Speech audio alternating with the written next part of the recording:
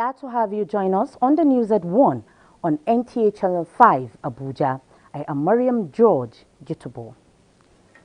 The All Progressives Congress APC has commenced its revalidation and registration exercise in the FCT. FCT Minister Mohammed Musa Bello, in a symbolic event at his official residence in Life Camp, updated his APC membership in the presence of the party's stalwarts. Shuaibu Onoze Yakubu tells us more.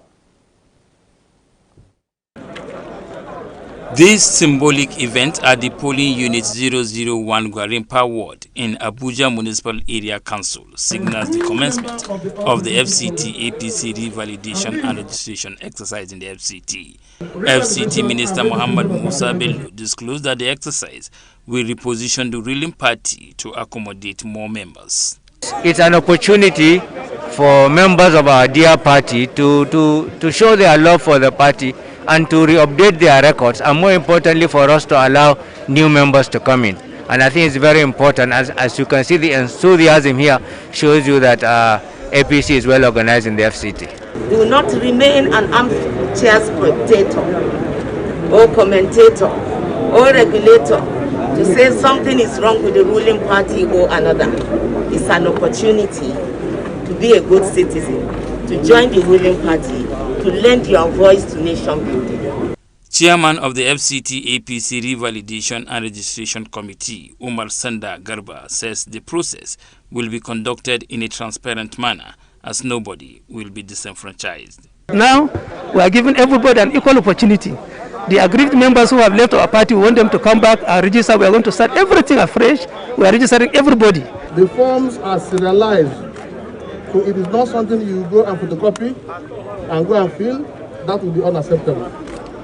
When the forms are exhausted, more forms will be sent to the Federal Capital Territory. The exercise will be held simultaneously across the 6 area councils of the FCT. Shuaibu Onoze Yakubu, NTA News.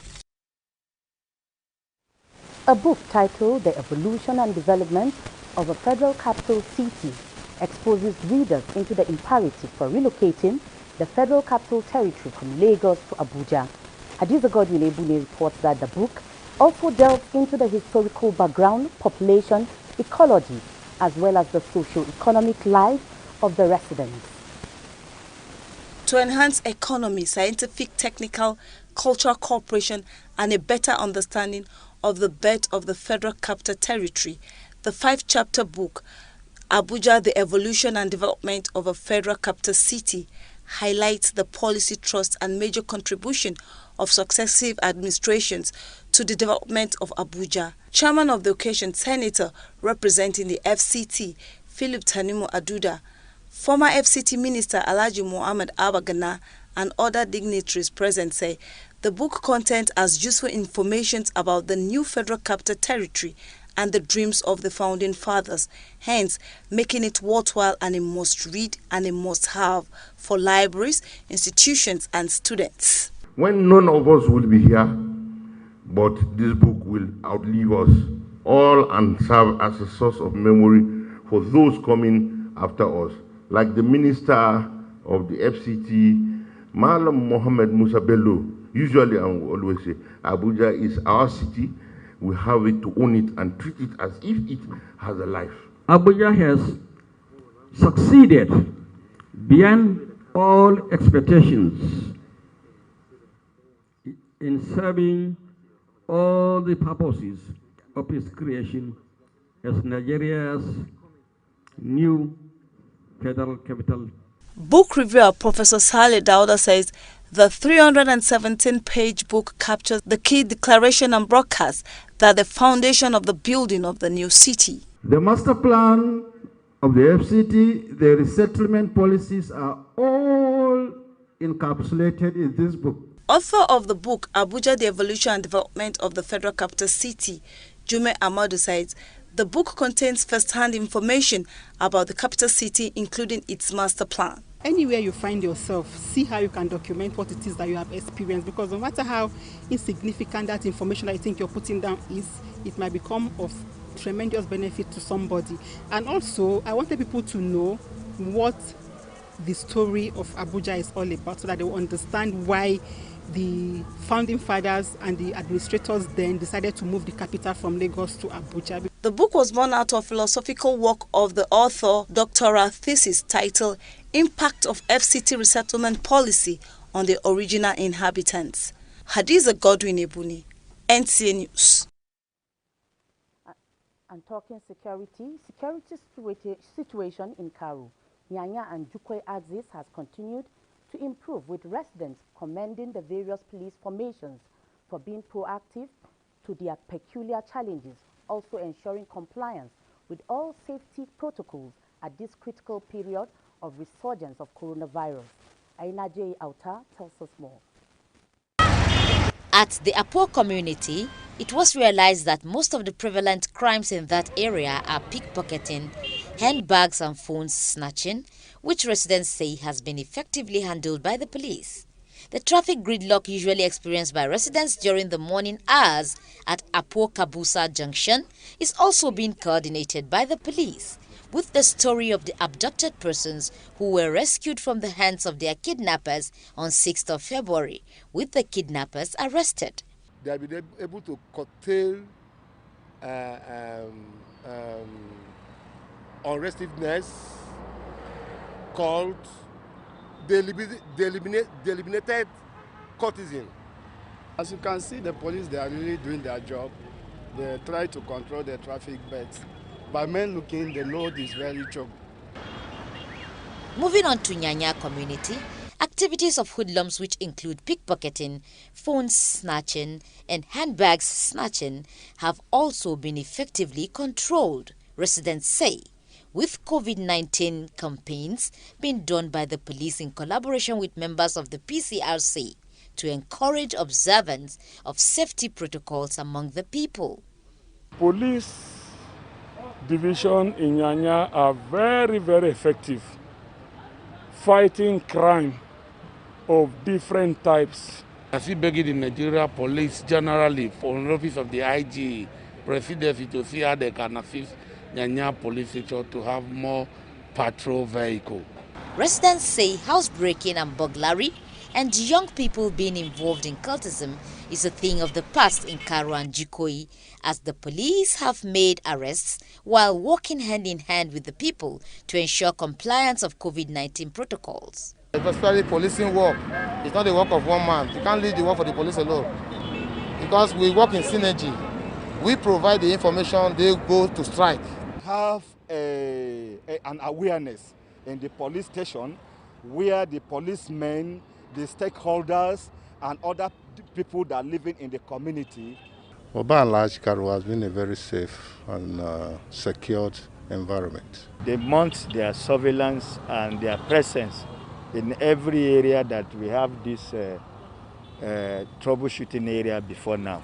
It was generally observed that the police are in synergy with the people, which makes policing everybody's business.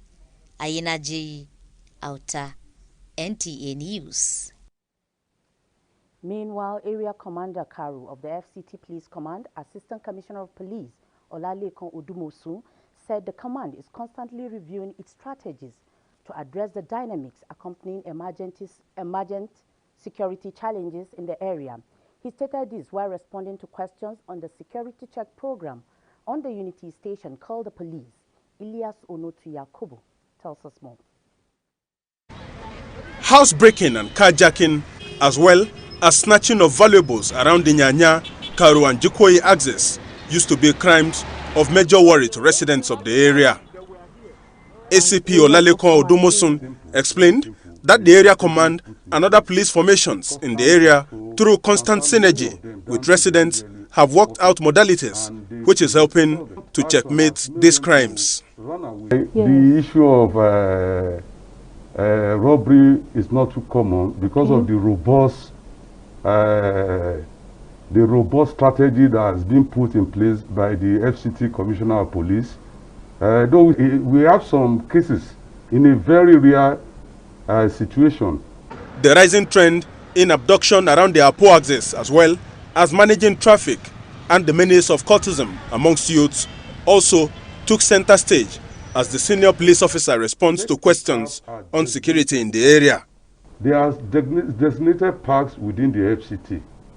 You don't just pick all these, not taxi really, all these private cars. Right. Joining them is very, very risky. On enforcement of COVID-19 safety protocols, Area Commander Odomosun said the stakeholders in the area are assisting the police on advocacy to sensitize residents. In Abuja, Iliasu Onotu Yakubu, NTA News. In the meantime, the Wuse Zone 4 area of the Abuja capital city is one location that over the years thrived in drug peddling among youths in the nation's capital, taking advantage of economic activities there. Recently, the NDLEA in its ongoing raid operation combed the area and apprehended one of the peddlers. Ilyas Onoti Yakubu again reports. Lade Kwali Street off Constantine in Zone 4 is not only synonymous with trade in currencies. Deep at the end of the street is a drug heaven. As money changers solicit customers, so do drug hawkers, mostly teenagers like this one, apprehended by the raid team. In decoy, these peddlers assume the mode of operations of legal establishments to trade their stock, evading the unsuspecting eyes of the populace. However, the NDLEA said that will no longer be tolerated under their watch. The potentials of committing such other heinous crime like robbery is there. So we are very much concerned about Zone 4, not only because it's right at the city center, but because of the economic activity taking place at that place. And we think that almost all heinous crime, and violent one for that matter, has to do with drug abuse. So we must, in a way, try to clear that place. Coincidentally, men of the Abuja Environmental Protection Board, AEPB, were also in the same area on enforcement duties. I think they were going there just to do some their legal duty, kind of clearing the illegal, structures around that place, especially the shanties that are all over there. And by coincidence, we've always been calling on the government to take note that most of these shanties do give clear platform for the commission of crime and criminality. And I think it's really a coincidence, but I think that's the right way to go. And appeals to the people to support the fight. Iliasu Onotu Yakubu, NTA News. And about 43 violators of COVID-19 guidelines have been arraigned before an Abuja mobile court sitting at the Eagle Square. Abdullahi Ajay reports that the violators were earlier arrested from different parts of the FCT by the Task Force on Enforcement of COVID-19 Safety Protocols. Monday's sitting of the mobile court, presided over by Magistrate Idayat Akoni, summarily charged all the accused persons for gross violation of the COVID-19 Health Protection Regulations 2021. The magistrate, before meting out appropriate sanctions on the offenders, advised them on the proper use of the face mask in order to further curtail the spread of the disease. 3 of the accused were released for being minors, 2 were granted bail, others paid fines ranging from 2,000 to 3,000 naira, while some were made to carry out community surveys. Head of Media and Public Enlightenment of the FCT Task Force on COVID-19 Enforcement, Eharuata, commended the collaborative effort of the 6 area councils, particularly divisional police officers who were instrumental to the arrest. The main thing is that the FCT is sustaining the enforcement procedure going forward. We are not relenting at all. The FCT Minister, Malam Mohammed Musa Bello, had told us on no ground are we going to relent. The court is going to be sitting very regularly here, and the police commissioner had told us that on every single day we must go around the street. And those who are largely saying we know that compliance level is very high in Abuja, and we are pushing it and pushing it real hard. And we are begging the citizens and the residents of Abuja to please bear with us so that we can together join our fight COVID-19. Mr. Atta said the FCT administration remains resolute to enforce the regulations and warned there would be violators to comply with the guidelines or risk legal sanctions. Abdullahi Ajia, NTA News. Meanwhile, figures from the Nigeria Center for Disease Control (NCDC) 9 February 2021 indicate 116 new cases of COVID-19 in the FCT, making the total number of confirmed cases to be 17,974, while active cases stand at 6,266, and the number of discharged cases in the territory now stands at 11,580, and sadly, 128 deaths have been recorded in the FCT. You're watching the news at 1 on NTA Channel 5, Abuja. We now take some messages. We'll be right back. Please stay with the Please cover your mouth with your bent elbow like this. Auntie, cover my mouth for what? Corona don't go from Nigeria. I beg, Auntie, go disturb my life. No. Coronavirus pandemic is not over. Don't relent in observing safety protocols and good hygiene. Frequent hand washing with soap and water for at least 20 seconds, or use an alcohol-based hand sanitizer.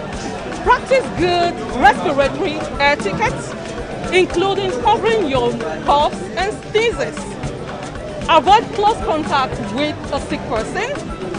Cover your mouth and nose with a mask when around others. Clean and disinfect frequently touched surfaces. You're absolutely right. Coronavirus is still with us. Please,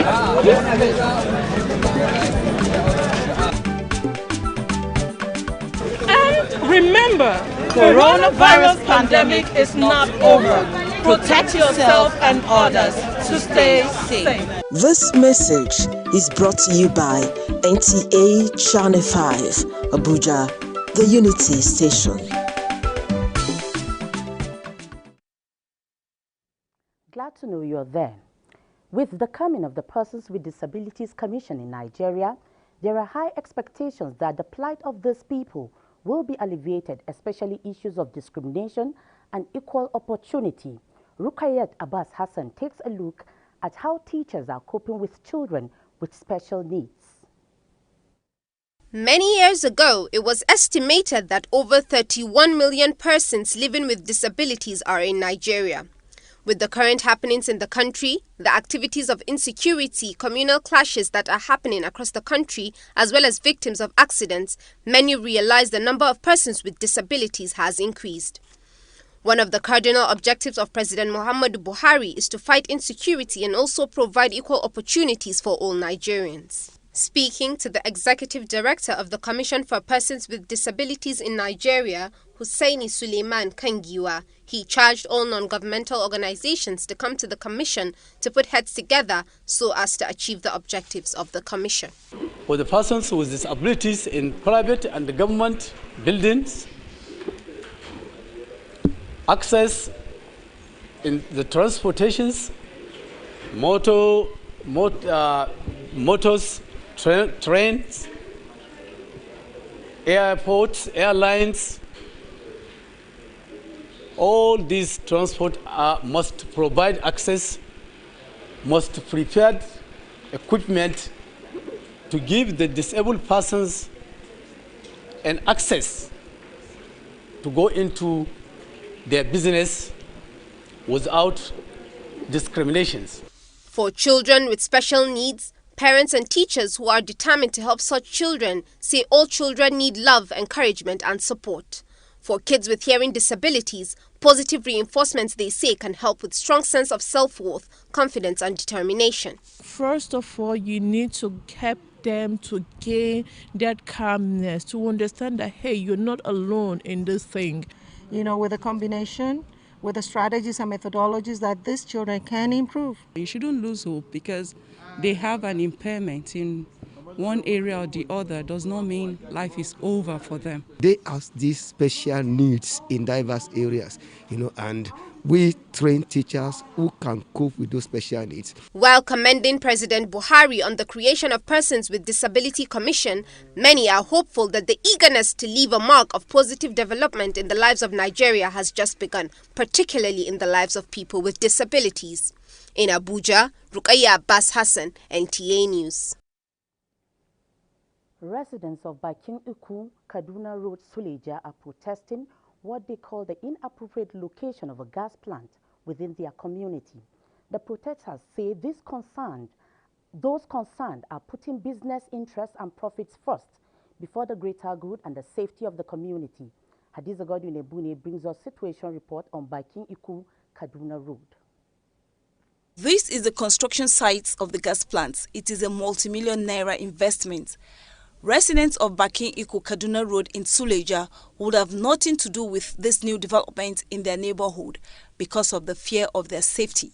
According to them, the project is located in the heart of their town and would compromise their safety and bring about severe environmental hazard when it becomes operational. We need government to interfere, please, because we are living here. We have houses here, we have children, we have many people, and we have the small people that are frying Accra, doing suya.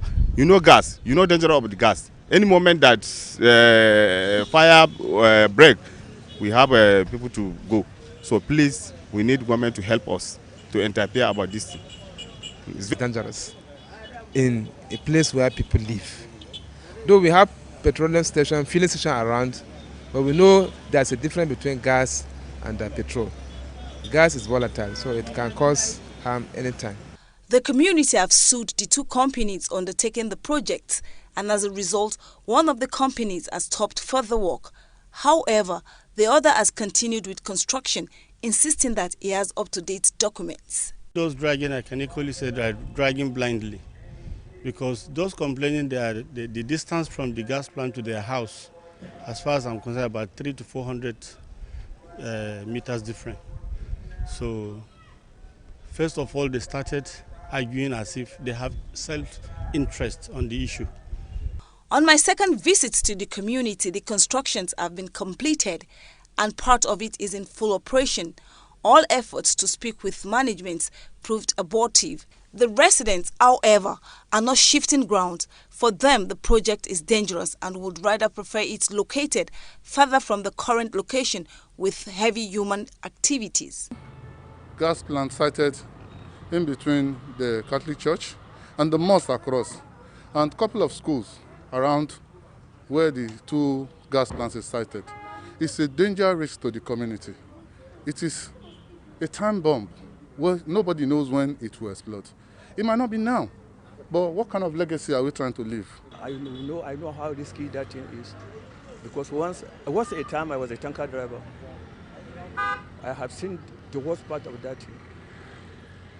So sometimes, if I left this area, I usually accept not to come back. Not even in the afternoon, even in the night, I'm afraid of that. They want the relevant authorities to intervene on this matter in order to avoid any kind of disaster. Hadiza Godwin Ebune, NTA News.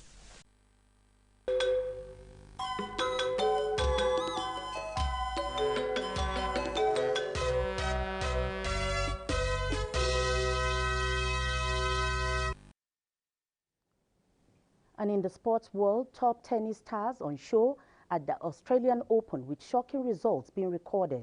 And former Super Eagles defender, popularly known as the Dean of Defense, passes on. Details with Rukaya Abbas Hassan on Sports Brief. The sports fraternity in Nigeria has been thrown into a fresh round of mourning as the death of former Super Eagles defender Yisa Sofolue has been announced. The former left-back was initially diagnosed of mild cerebral atrophy in Lagos. He was, however, confirmed dead late Tuesday night. Sofolue had 40 appearances for the national team in which he scored once. He was also a member of the Eagles squad which reached the final of the 1984 and 1988 AFCON tournaments. Furthermore, Heartland FC played their Nigerian Professional Football League Matchday 9 match against MFM FC in unnumbered jerseys. Although Heartland were victorious against MFM FC by 2-1, the league management company fined Heartland of Owerri 1 million naira over the team's untidy display. In a statement from the league management company, Heartland had breached its rules for non-display of name and number in kits and for wearing unregistered kits of the NPFL framework. Meanwhile, Manchester United won their 9th straight home FA Cup match on Tuesday with a 1-0 result over West Ham. The Red Devils' streak at Old Trafford in the competition takes them level with their all-time best mark, which was set in 1912. The Red Devils have also been tough to beat in their home arena in the competition, winning their past 9 matches there. 8-time champion Novak Djokovic was made to sweat